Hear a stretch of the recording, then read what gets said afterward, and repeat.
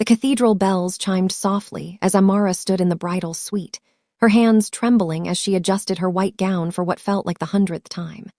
The dress had been custom-made, expensive, and beautiful, flowing ivory silk that her mother had insisted would make her look like a princess. But as Amara stared at her reflection, all she could see was the weight that had always made her a target, the curves that society had taught her to hate, the body that had been criticized since childhood. "You look beautiful, baby," her mother whispered, tears streaming down her face as she fastened the final button on the back of the dress. Amara forced a smile. Beautiful. She'd heard that word from her mother 1,000 times, but rarely from anyone else, except Marcus. Marcus had told her she was beautiful when he proposed 6 months ago. Marcus had held her hand at family dinners and posted photos of them together on social media. Marcus had been her proof that love could exist for someone like her. "5 minutes, Miss Johnson," the wedding coordinator called through the door, her voice sing-song and cheerful. Amara's heart pounded. This was it. In 5 minutes, she would walk down that aisle in front of 200 guests, Marcus's family, her family, friends, colleagues, and become Mrs. Marcus Henderson. She would finally have the fairytale ending that had seemed impossible for so long. Her bridesmaids filed into the room, a flutter of lavender dresses and excited chatter. Her best friend, Jasmine, squeezed her hand. "Girl, you ready to do this?" "Ready as I'll ever be," Amara replied, though her stomach churned with anxiety she couldn't quite name. The music began, Pachelbel's canon in D, just as she'd requested. Her bridesmaids lined up, and one by one they disappeared through the doors. Then it was her turn. Her father appeared at her side, his arm extended, his eyes moist with emotion. "My baby girl," he whispered, "I'm so proud of you." The doors opened, and every head turned. Amara could feel the weight of 200 pairs of eyes on her as she began the long walk down the aisle. The cathedral was stunning, white roses and peonies everywhere, candles flickering, sunlight streaming through stained glass windows. It should have been perfect. But as she walked, she noticed something wrong. Marcus wasn't looking at her. He stood at the altar, his face pale, his jaw clenched, his eyes fixed on something, anything other than his bride walking toward him. His best man whispered something in his ear. Marcus shook his head violently. Amara's steps slowed. The music continued, but now it felt ominous rather than romantic. Whispers rippled through the pews. She could hear fragments. "Is he okay? What's happening? Oh my God." When she was halfway down the aisle, Marcus suddenly stepped down from the altar. The officiant reached for him, confused, but Marcus brushed past. He walked straight toward Amara, and for a moment her heart leaped. Maybe he was so excited he couldn't wait. Maybe he was going to meet her halfway in some romantic gesture. But when he reached her, his face was cold, distant, almost cruel. "I can't do this," he said, his voice loud enough that the first several pews could hear clearly. Amara felt the blood drain from her face. "What?" "I can't marry you, Amara. I'm sorry. I thought I could, but I can't." The cathedral fell into shocked silence. Even the music had stopped. "Marcus, what are you talking about?" Her voice cracked. "We're getting married, everyone's here, we've planned this for months." "I know, and I'm sorry, but I can't spend the rest of my life with someone who—" He paused, and she could see him choosing his words carefully, trying to be diplomatic even as he destroyed her. "Someone who doesn't take care of themselves, someone who's going to have health problems, someone I'm not attracted to." The words hit her like physical blows. Around them, gasps and murmurs grew louder. Someone, maybe her mother, let out a sob. "You said you loved me," Amara whispered, tears now streaming down her face, ruining the makeup that had taken an hour to apply. "I tried to love you. I really did. But every time we're together, every time we go out, I see people looking at us, judging me for being with someone who looks like... He gestured vaguely at her body, unable or unwilling to finish the sentence. "Like me," Amara's voice grew stronger, anger beginning to cut through the humiliation. "Say it, Marcus. Someone who looks like me, someone fat, someone black, someone not good enough for you." "That's not what I..." "Then what are you saying?" Her voice echoed through the cathedral now. "You proposed to me. You told me you wanted to spend your life with me, and now, in front of everyone we know, you're saying I'm too fat, too ugly, too embarrassing for you. Marcus's face flushed. You're making a scene. I'm making a scene, Amara laughed, a sharp, bitter sound. You just left me at the altar and I'm making a scene. Her father stepped forward, his face twisted with rage. You need to leave, Marcus, now. I'm going, Marcus said quickly. I'm sorry, Amara, I really am, but I'd rather hurt you now than live a lie for the rest of our lives. He turned and walked back down the aisle, and this time the guests didn't stay quiet. Shouts erupted. Marcus's own mother stood up, her face stricken. Marcus Henderson, you get back here right now. But Marcus kept walking until he disappeared through the cathedral doors.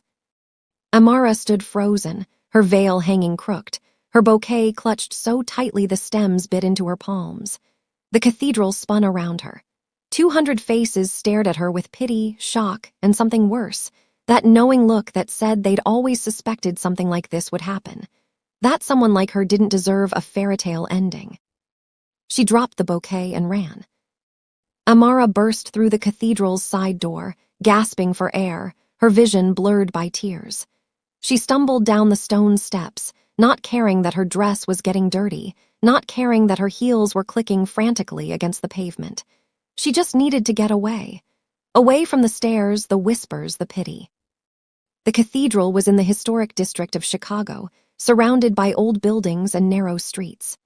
Amara ran without direction, turning down an alley, then another, until she found herself in a quiet corner she didn't recognize. She collapsed against a brick wall, sliding down until she sat on the cold ground, her massive dress pooling around her like a deflated cloud. The sobs came then, deep, wrenching sobs that shook her entire body. 3 years. She'd spent 3 years with Marcus. 3 years of believing that someone finally saw past her appearance, that someone finally valued her for who she was inside. And it had all been a lie. Or worse, maybe it had been real once, but her body had slowly killed whatever feelings he'd had. Stupid, she gasped between sobs. So stupid. I should have known. I should have known nobody like him would ever really want someone like me. That's not true. Amara's head snapped up. A man stood at the entrance to the alley, backlit by the afternoon sun. She blinked away tears, trying to focus. He was tall, dressed in an impeccably tailored black suit that probably cost more than her wedding dress. As he stepped closer, she could see his features more clearly, Asian, Korean maybe, with sharp cheekbones, dark eyes, and black hair styled back from his face. He was strikingly handsome in a way that seemed almost unreal, like he'd stepped out of a magazine. I'm sorry. Amara wiped at her face, suddenly aware of how she must look. Mascara running, nose red, sitting in a dirty alley in a wedding dress. I said that's not true. The man's voice was deep, accented slightly and surprisingly gentle. What you said about yourself, it's not true. You don't know what I said. I heard you. He moved closer, and Amara noticed 2 other men in dark suits hanging back at the alley's entrance, watching. Bodyguards, maybe. You said nobody like him would want someone like you, but you're wrong. The problem isn't you. The problem is him. Despite everything, Amara felt a flash of irritation. Look, I appreciate the pep talk from a complete stranger, but you don't know anything about my situation. I know that I just watched a coward leave a beautiful woman at the altar because he cares more about what other people think than about honor or commitment. The man crouched down so he was at her eye level, and she could see his eyes more clearly now, dark, intense, but not unkind. I know that any man who would humiliate someone in front of hundreds of people is not worthy of that person's tears. Amara stared at him. You were at my wedding. I was passing by the cathedral. I saw the commotion. He pulled a silk handkerchief from his pocket and offered it to her. I followed to make sure you were safe. She took the handkerchief hesitantly, using it to dab at her face. It smelled expensive, like cedar and something else she couldn't identify. That's kind of creepy, actually. To her surprise, the corner of his mouth twitched in what might have been a smile. Perhaps, but Chicago can be dangerous for a woman alone, even in a wedding dress. Especially in a wedding dress. I can take care of myself. I don't doubt it. He stood and extended his hand. But you shouldn't have to, not today. Please let me help you. Amara looked at his outstretched hand. Every instinct told her not to trust strange men in alleys, no matter how expensive their suits or how kind their words. But she was exhausted, heartbroken, and stranded in a part of the city she didn't know well. And something about this man's steady gaze made her feel safe, somehow. She took his hand, and he pulled her to her feet with surprising gentleness. "Thank you," she murmured. "My name is Kang Minjun," he said, "but you can call me Minjun." Amara Johnson."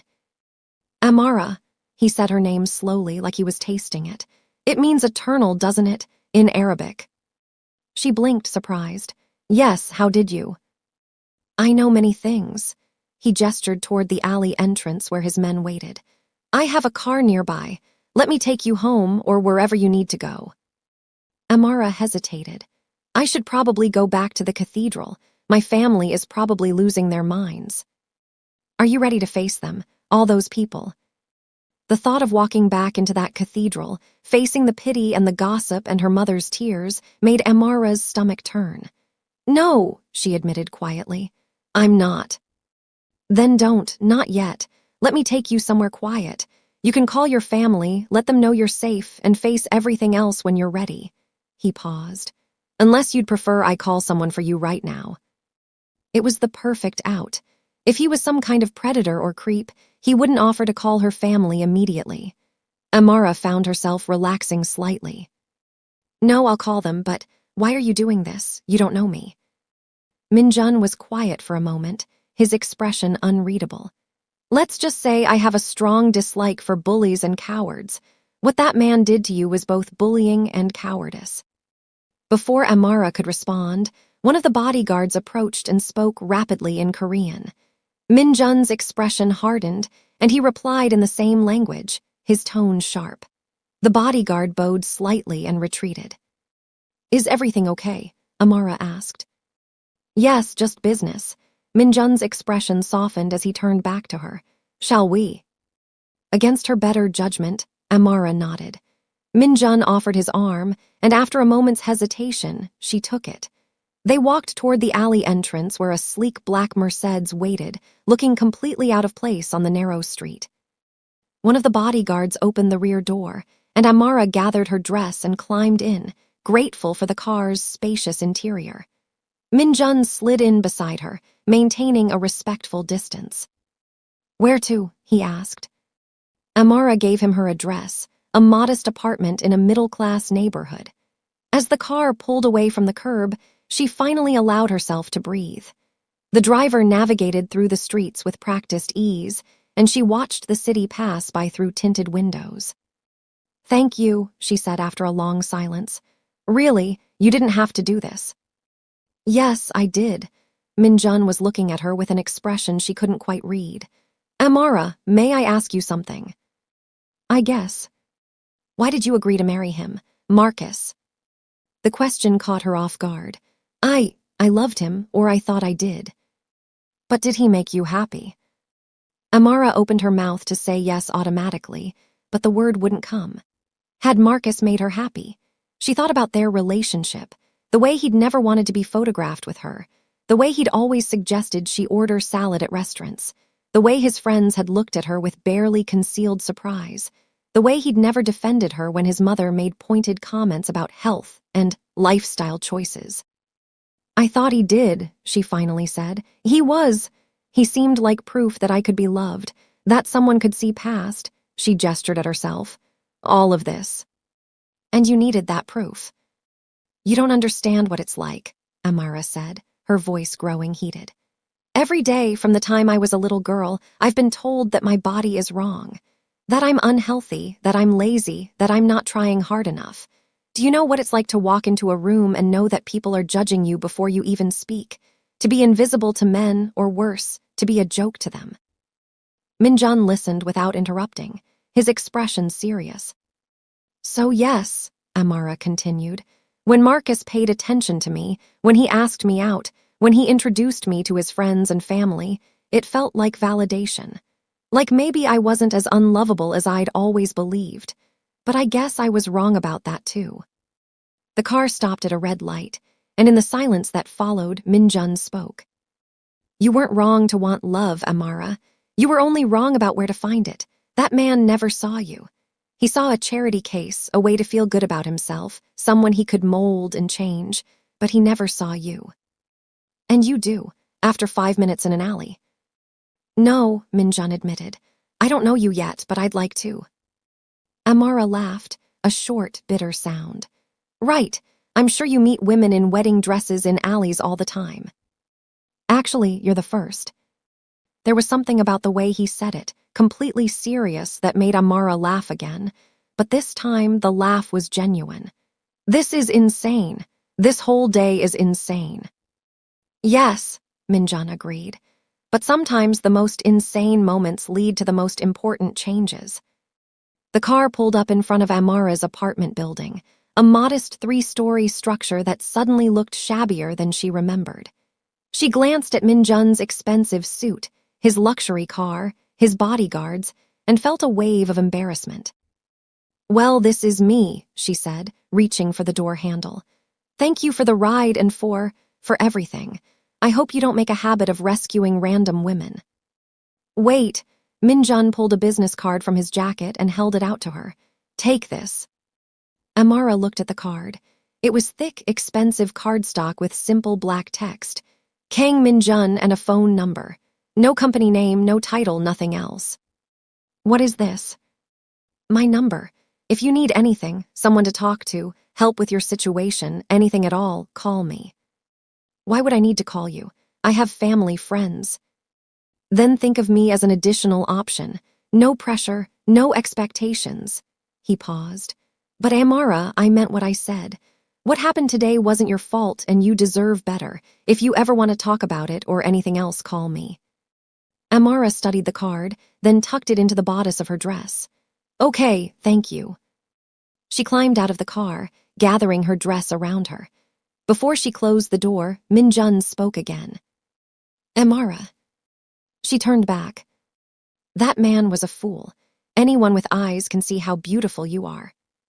Before Amara could respond, he nodded to the driver, and the car pulled away from the curb, leaving her standing on the sidewalk in her wedding dress, watching the taillights disappear into traffic.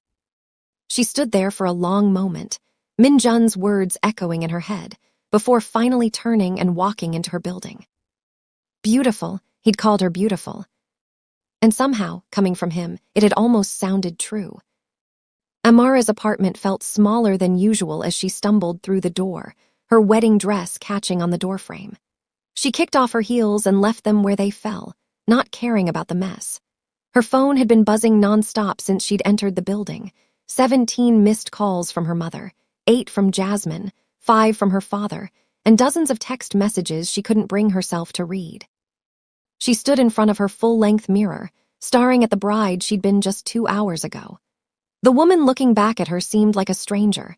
Mascara streaked down her brown cheeks, her carefully styled hair coming loose from its pins, her dress wrinkled and dirty at the hem, stained with city grime. Her phone rang again. This time she answered. Amara, oh my God, baby, where are you? Are you okay? Her mother's voice was frantic, hoarse from crying. I'm home, Mama, I'm fine. Fine, fine. You ran out of your own wedding and disappeared for over an hour and you're fine. I just needed to be alone.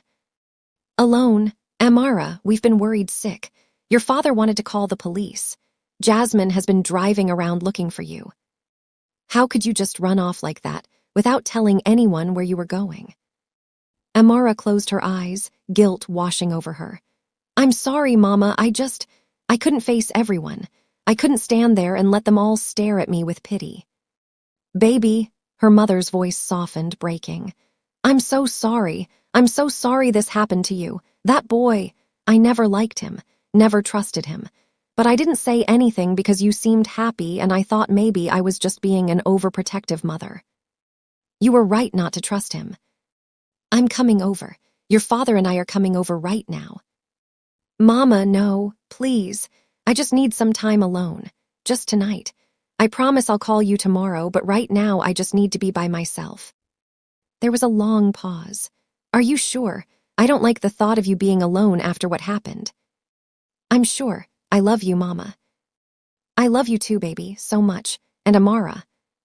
Yes. That boy is a fool, a damn fool. You're worth 10 of him. After her mother hung up, Amara texted Jasmine to let her know she was safe. Then she turned off her phone, unable to face any more calls or messages.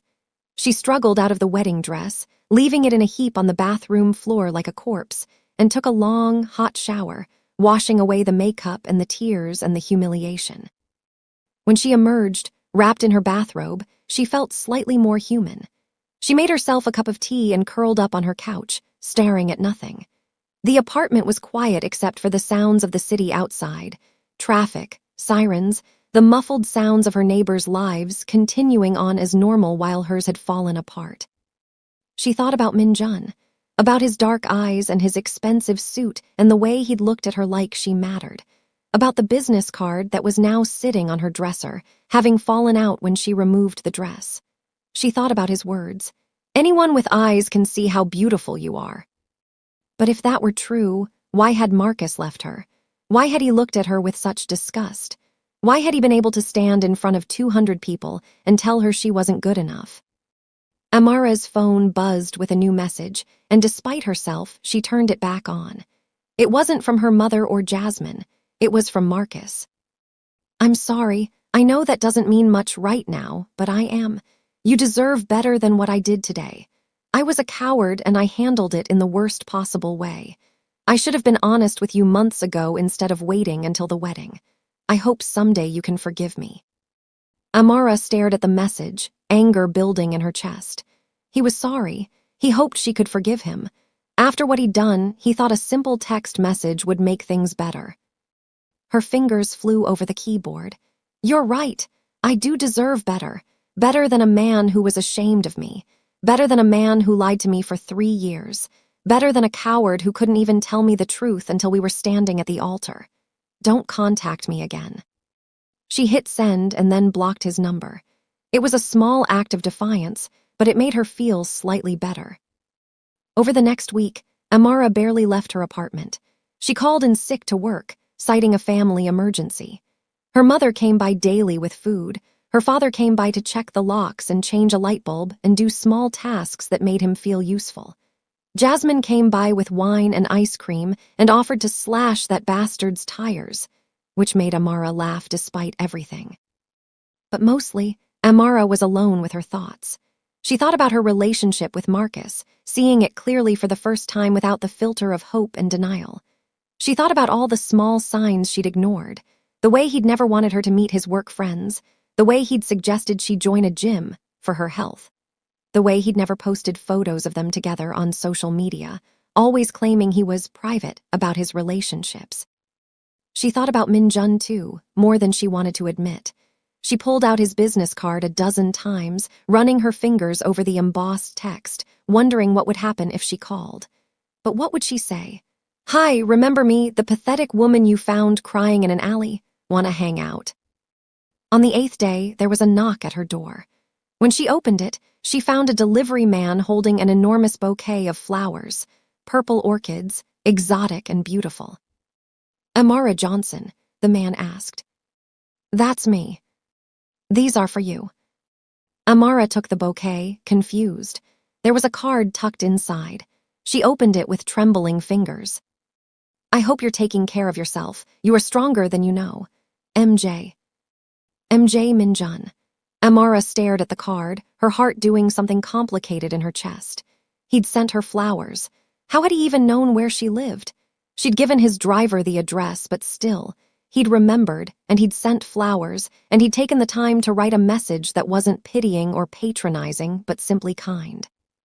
Before she could talk herself out of it, Amara pulled out her phone and dialed the number on his business card. It rang twice before he answered. Kang Min-jun. Hi, it's Amara Johnson from. I know who you are. His voice was warm. How are you? I don't know actually, but I got your flowers. They're beautiful, thank you. I'm glad you like them. Purple orchids represent dignity and strength. It seemed appropriate. How did you know where to send them? I have a good memory. He paused. I hope that's not too presumptuous. I wanted to check on you, but I didn't want to intrude by calling.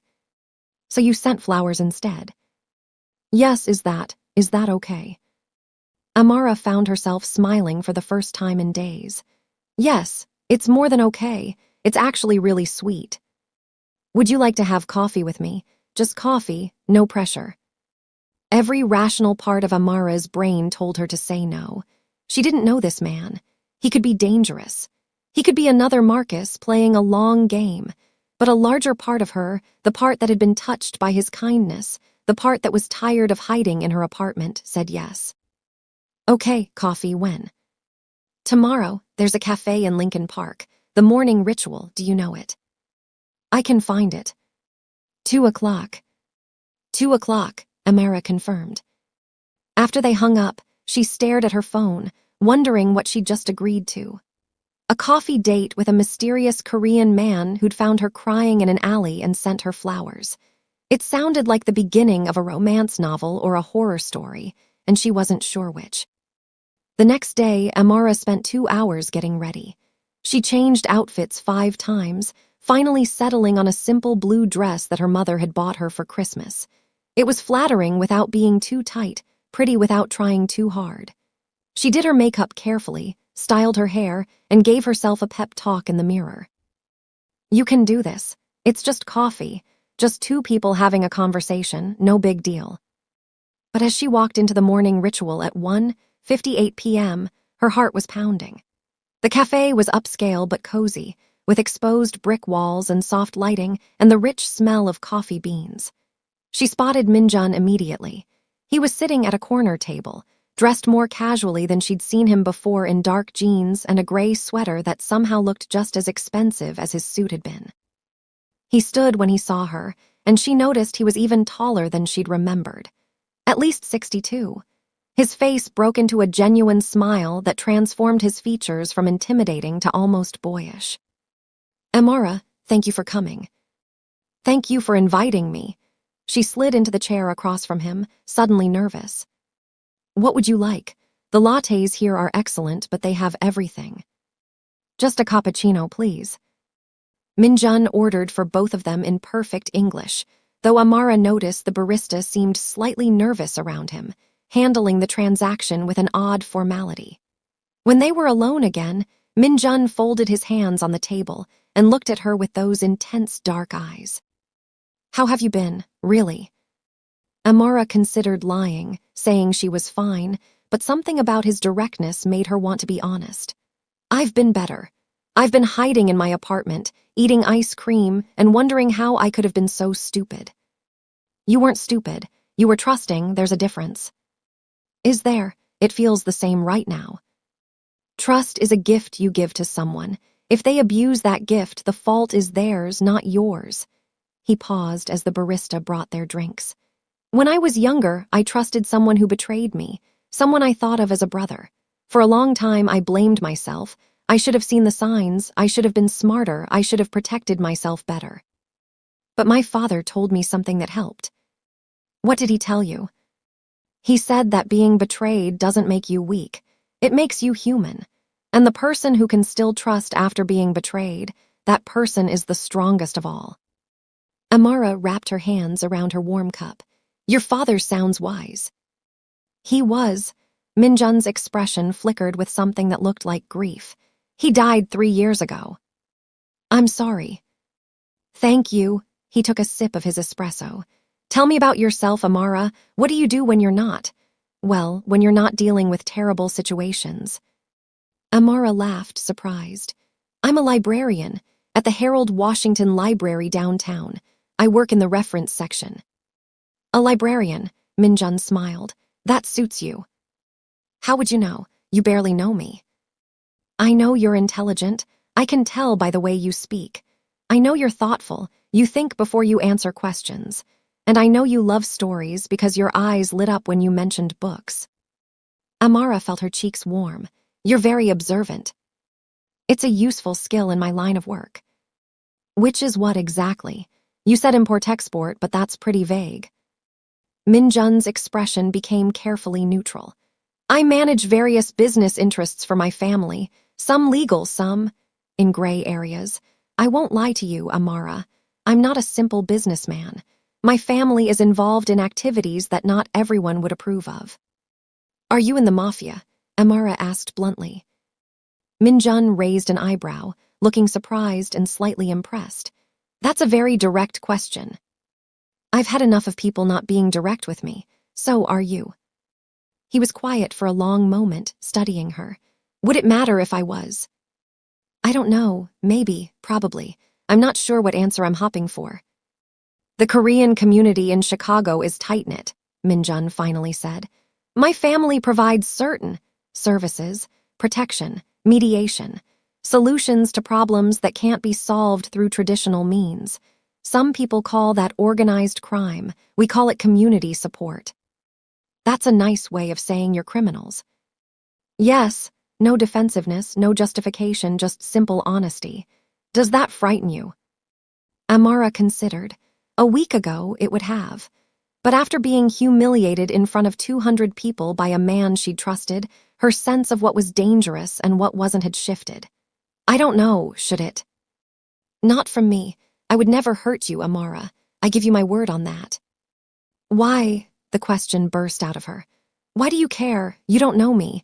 You saw me at literally the worst moment of my life, and now you're, what, taking pity on me. Minjun's expression hardened. I don't pity you. Pity is for the weak, and you're not weak. I admire you. You stood in that cathedral and faced your humiliation with dignity. You called out that coward for what he was. You're not hiding from the world. You're here, having coffee with a stranger who could be dangerous because you're brave enough to take a risk. Or stupid enough. No, brave. He leaned forward. Amara, I'm going to be honest with you. When I saw you in that alley, something happened. I can't explain it. I've seen many people in difficult situations. It's part of my world. But something about you. The way you were crying, but also the way you spoke, the fire in your voice when you talked about that man. I wanted to know you. I wanted to help you. And I wanted to show you that not all men are like him. You don't have to prove anything to me. Maybe I want to. He reached across the table, stopping just short of touching her hand. May I ask you something? Okay. Would you have dinner with me? A real dinner, not just coffee. Let me take you somewhere nice. Let me show you how you deserve to be treated. Amara's instinct was to refuse. This was moving too fast. She'd just been left at the altar a week ago. She barely knew this man. He was admittedly involved in criminal activity. Every logical reason said no. But when she looked into Minjun's eyes, she saw something she hadn't seen in Marcus's eyes in a long time. Genuine interest. Genuine warmth. He looked at her like she mattered, like she was worth his time and attention, like her size and her appearance were completely irrelevant to her value as a person. Okay, she heard herself say. Dinner. Minjun's smile was brilliant. Tomorrow night, I'll pick you up at 7. Where are we going? It's a surprise, but wear something comfortable. And Amara. Yes. Thank you for giving me a chance. As Amara walked home later, her mind was spinning. What was she doing? She'd just agreed to dinner with a Korean mafia boss who she'd met in an alley while wearing a wedding dress. It was insane, reckless, completely unlike her. But for the first time in a week, she felt something other than pain. She felt anticipation, curiosity, maybe even a tiny spark of hope. The next evening, Amara changed outfits 7 times before settling on a burgundy wrap dress that her mother had convinced her to buy months ago. For a special occasion, her mother had said. Amara hadn't imagined the special occasion would be a dinner date with a gangster, but here she was. At exactly 7 o'clock, there was a knock on her door. When she opened it, Minjun stood there holding a single white rose. He was dressed in dark slacks and a charcoal button-down shirt that made his eyes look even darker. You look beautiful, he said simply, and handed her the rose. Thank you. Amara took it, inhaling its sweet scent. Let me just put this in water. When she returned, Minjun offered his arm. Ready. As I'll ever be. The car waiting outside was different from the Mercedes, a sleek black sedan, but more understated. The same driver from before nodded respectfully as he opened the door. As they drove through the city, Amara tried to guess where they were going. They passed several upscale restaurants, kept going through downtown, and eventually pulled up in front of a small, unmarked building in a quiet neighborhood. "Where are we?" Amara asked. "My family's restaurant. It's not open to the public, private dining only. I thought you might prefer somewhere quiet where we wouldn't be disturbed." He led her inside, and Amara gasped. The interior was stunning, traditional Korean design with modern touches, paper lanterns casting soft light, a small fountain trickling in the corner, and low tables surrounded by cushioned seating areas. The whole place smelled incredible, like garlic and sesame and spices she couldn't identify. They were led to a private room where a low table was already set with various small dishes. Banchan, Minjun explained, traditional Korean side dishes. An older Korean woman appeared, her face breaking into a warm smile when she saw Minjun. They spoke rapidly in Korean, and the woman kept glancing at Amara with obvious curiosity and what looked like approval. "That's Mrs. Park," Minjun explained after she left. "She's been cooking for my family for 30 years. She's very excited to meet you."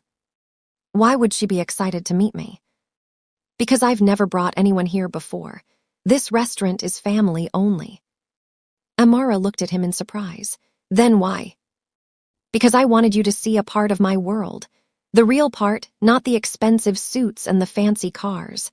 This is where my family comes together, where we celebrate, where we mourn, where we solve problems." Over the next 2 hours, they ate course after course of incredible food. Bulgogi that melted in her mouth, kimchi that was both spicy and tangy, japchae noodles that were perfectly seasoned, and countless other dishes that Mrs. Park kept bringing out despite Amara's protests that she was getting full. "Mrs. Park believes that food is love," Minjun explained. "The more she brings you, the more she likes you." "Then she must really like me," Amara laughed, looking at the table full of food. "She does. She told me you have a kind face and good energy. Mrs. Park is never wrong about people." They talked about everything. Amara's job at the library, her love of mystery novels, her complicated relationship with her parents who worried about her constantly. Minjun told her about growing up in Korea before moving to Chicago when he was 12, about learning English by watching American movies, about the pressure of being the eldest son in a traditional Korean family with non-traditional business practices. "Did you always know you'd take over the family business?" Amara asked. "Yes, it was never a question.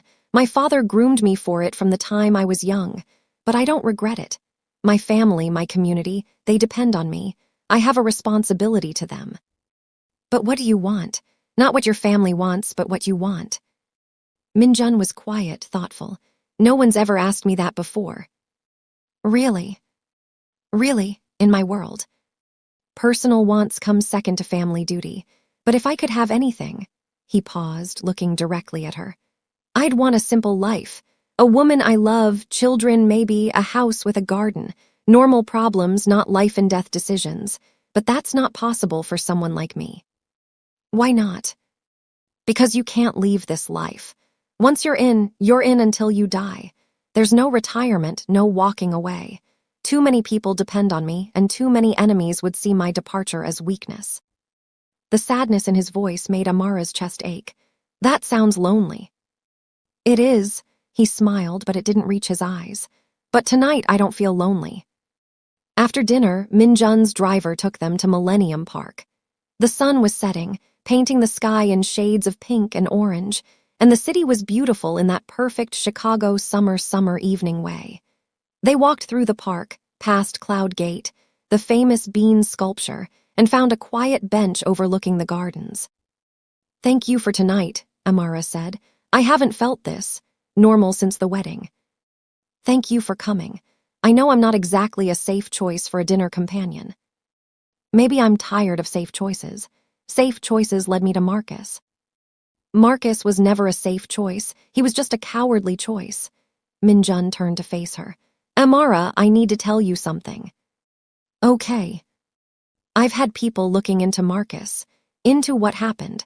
I hope that doesn't upset you, but I needed to know who he really was."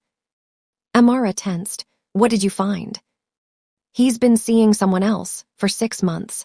A woman from his office, thin, blonde, exactly what society says he should want. He'd been trying to break up with you for weeks but didn't have the courage. The wedding was his breaking point. Amara felt like she'd been punched in the stomach. He was cheating on me. I'm sorry, I know that makes it worse. Actually, Amara took a shaky breath.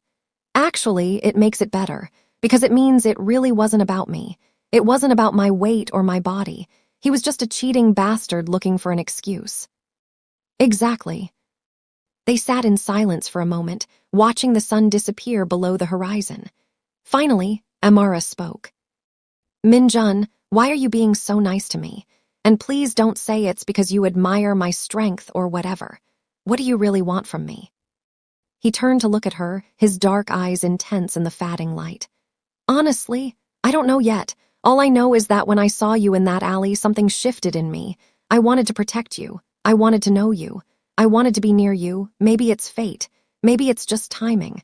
But I'd like to keep seeing you if you'll let me. I'm a mess right now. I just had my heart broken. I'm probably going to have trust issues for years. I'm definitely going to need therapy. I'm not exactly a prize. You're wrong. Minjun reached out and gently took her hand. His skin was warm, his grip firm but careful. You are a prize, Amara. You're intelligent, kind, funny, strong, and yes, despite what that fool made you believe, you're beautiful. Any man would be lucky to be with you. Even a dangerous Korean mafia boss. Especially a dangerous Korean mafia boss, he smiled. We have excellent taste. Amara laughed, really laughed, and suddenly she was crying too, tears streaming down her face. Minjun pulled her into his arms, and she let herself be held, let herself feel safe for the first time in so long. I'm sorry, she mumbled into his chest. I'm getting tears all over your expensive shirt. I don't care about the shirt. I care about you. And in that moment, sitting in Millennium Park with the city lights beginning to twinkle around them, Amara believed him. Over the next 3 weeks, Amara's life transformed in ways she never could have imagined. Minjun called her every day, sometimes just to check in, sometimes to invite her to dinner or lunch or coffee. He sent flowers to the library, not ostentatious bouquets that would draw unwanted attention, but small, thoughtful arrangements with handwritten notes that made her colleagues whisper and speculate. Who is he? Jasmine demanded one evening, sprawled across Amara's couch with a glass of wine. And why haven't I met him yet? Girl, you've been seeing this man for 3 weeks and I haven't even gotten a glimpse. It's complicated, Amara hedged. Everything's complicated. That's not an answer. Is he married? No. Serial killer. Jasmine. Then what? What's the big secret? Jasmine sat up, her eyes narrowing. Oh my God, he's famous, isn't he? Is he a celebrity, an athlete? Please tell me he's a Bulls player because I will absolutely. He's not a celebrity, he's just private, and his work is sensitive. Sensitive how? Like doctor sensitive or CIA sensitive? Amara bit her lip. She wanted to tell Jasmine the truth, but how could she explain that she was dating a Korean mafia boss? Jasmine would either think she was joking or insist she was in danger. Maybe both. He's in business. Import-export, it's boring, really.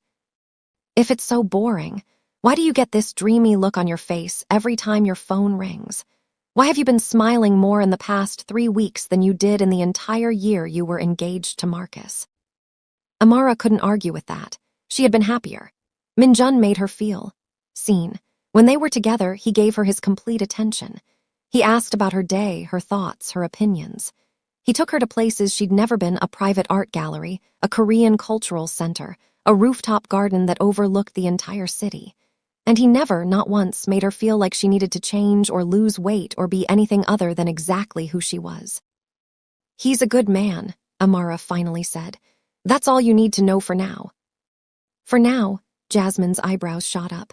So I will meet him eventually. Maybe, if things keep going the way they're going. They must be going pretty well if you're still glowing like this. Jasmine reached over and squeezed her hand. I'm happy for you, Amara, really. After what Marcus did, you deserve someone who treats you right. Just be careful, okay? Don't rush into anything." "I won't, I promise." But even as she said it, Amara knew she was already in deeper than she'd intended. She thought about Min-jun constantly. The way he laughed at her jokes, the way he held doors open for her, the way he'd wrapped his jacket around her shoulders when she was cold, the way he looked at her like she was the most fascinating person in the world. The following Saturday, Min-jun picked her up for what he said would be something different. When they arrived at their destination, Amara found herself standing in front of an elegant townhouse in Lincoln Park. "Where are we?" she asked. "My home. I thought it was time you saw where I live." He looked almost nervous. "If you're not comfortable with that, we can go somewhere else." "No, it's okay. I'd like to see it." The inside of the townhouse was stunning, but surprisingly understated. Amara had expected something ostentatious, all gold and marble and obvious displays of wealth. Instead, she found clean lines, comfortable furniture, and walls decorated with Korean art. There were bookshelves filled with volumes in both English and Korean, a modern kitchen that looked barely used, and floor-to-ceiling windows that let in floods of natural light.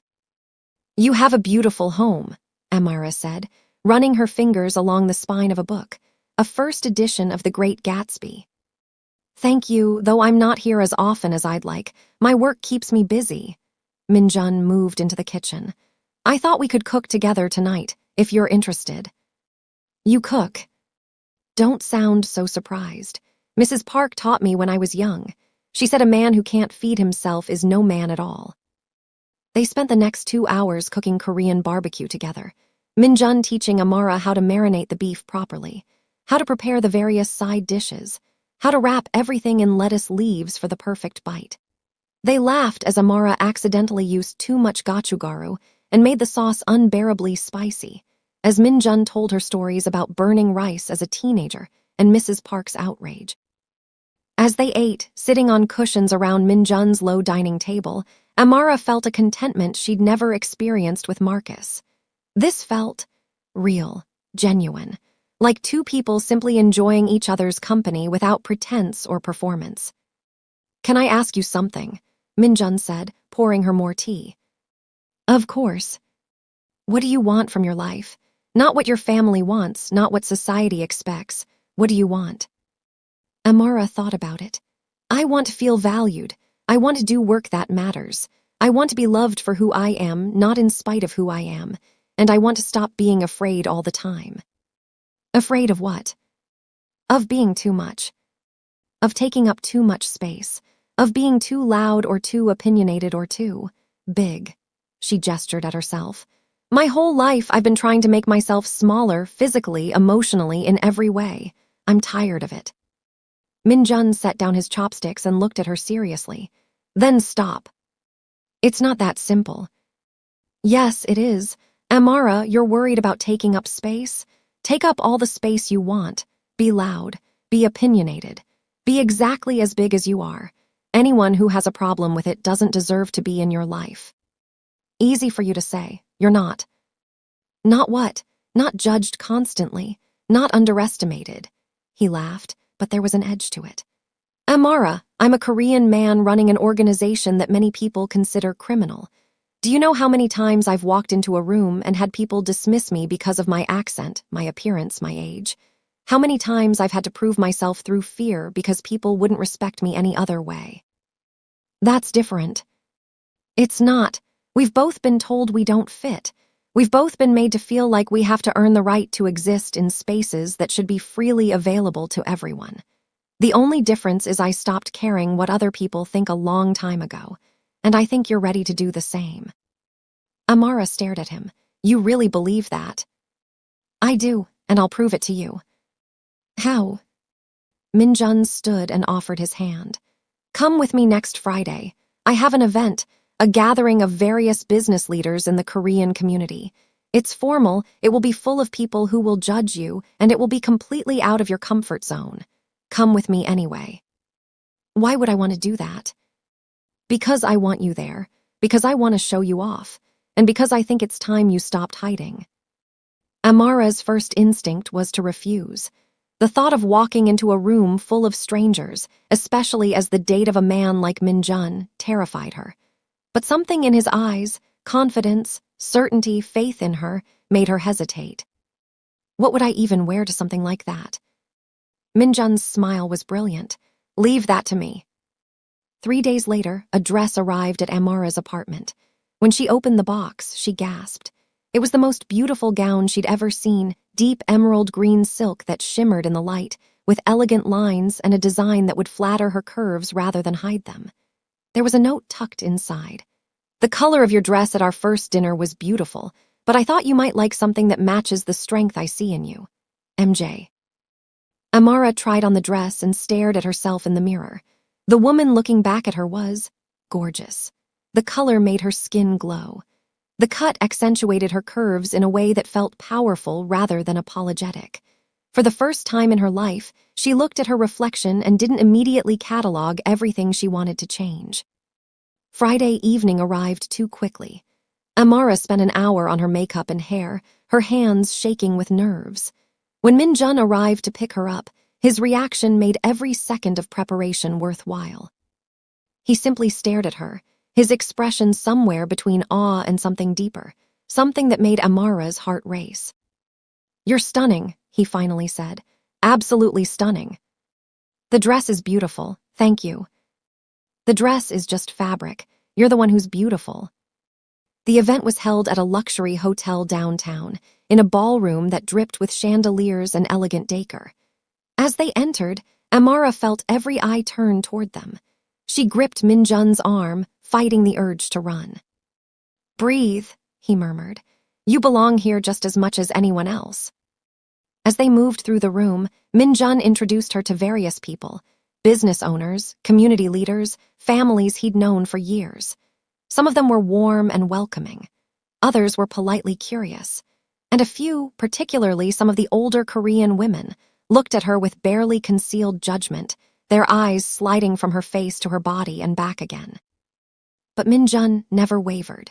He kept his arm around her waist, spoke to her with obvious affection, and made it clear to everyone that she was important to him. When one older man made a comment in Korean that Amara didn't understand but could tell from his tone was derogatory, Min-jun's response was sharp and immediate. The man paled and quickly apologized. "What did he say?" Amara asked later when they were alone. "Nothing worth repeating, and nothing he'll say again." During dinner, Amara found herself seated next to Mrs. Park, who patted her hand and said in accented English, "I told Min-jun you were special. He needs someone strong, someone who sees him, not just his position. I think you are that person." "I barely know him," Amara protested. "Time is not the same as knowing. I knew my husband was the one for me after 2 weeks. We were married 53 years before he died. Sometimes the heart knows faster than the head." As the evening wore on, Amara found herself relaxing. She spoke with a woman who owned a chain of restaurants about the challenges of the food industry. She debated literature with a university professor. She even made a group of younger Korean-American women laugh with a story about a patron at the library who'd insisted that the internet was just a phase.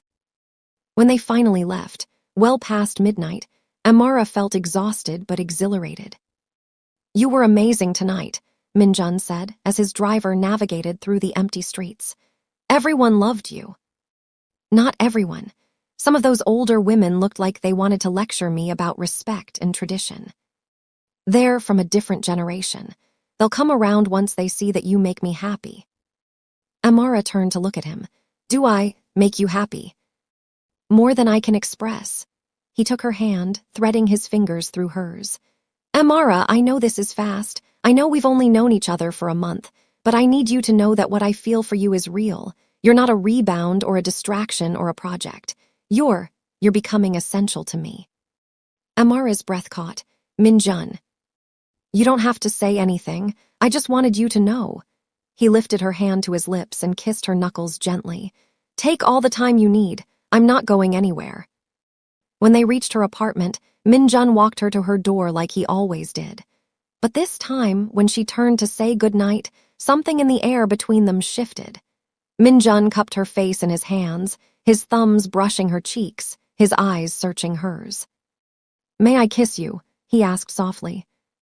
Amara nodded, unable to speak, and then his lips were on hers, gentle at first, then deeper as she responded. It was nothing like kissing Marcus. There was passion here, yes, but also tenderness, respect, a sense of rightness that made her heart soar. When they finally pulled apart, both breathing hard, Minjun rested his forehead against hers.